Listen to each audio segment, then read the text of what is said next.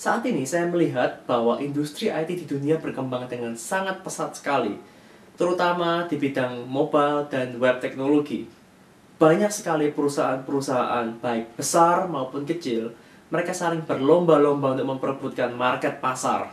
Seperti contohnya perusahaan yang bergerak di bidang teknologi, telekomunikasi. Mereka mengeluarkan produk-produk andalan mereka, mulai dari smartphone yang terbaru dan tercanggih, dan juga dari operating system mereka yang terbaik. Seperti contohnya iPhone, Android, BlackBerry, Nokia, dan lain sebagainya. Seperti halnya dengan mobile, di bidang web juga sama.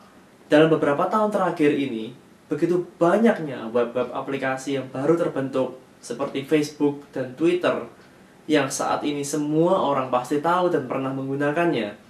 Dan web-web seperti ini, mereka telah merubah market dari 0 sampai triliunan rupiah dalam hanya waktu beberapa tahun. Tren seperti ini tidak akan bergerak backward, melainkan tren seperti ini akan terus berkembang dan menjadi berlipat-lipat ganda dalam beberapa tahun ke depan. Demikian pula dengan tenaga kerja di bidang mobile dan web teknologi. Saya sangat yakin bahwa kebutuhannya akan semakin berkembang secara drastis. Oleh karena itu, menurut saya, prospek IT profesional sangatlah besar dan menjanjikan. Di Amerika sendiri, persaingan antara orang-orang IT di sini sangatlah ketat karena didukung dengan adanya era globalisasi dan internet. Untuk mencari tenaga IT yang berkualitas, mereka sudah mulai mencari tenaga kerja di luar Amerika yang rata-rata mempunyai kualitas yang lebih baik di beberapa bidang. Apalagi dengan didukung dengan teknologi seperti e-conference, seperti voice over IP, dan e-meeting, dunia menjadi semakin sempit, dan komunikasi antara negara bukan lagi menjadi suatu problem yang besar.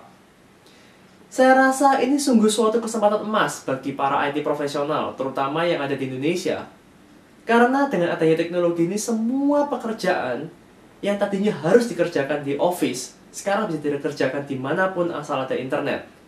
Lebih bagusnya lagi, dengan perbedaan waktu yang hampir 12 jam atau tepat 12 jam, Indonesia menempatkan dirinya ke dalam posisi yang memungkinkan untuk perusahaan IT di Amerika mempunyai 24 jam penuh operasi.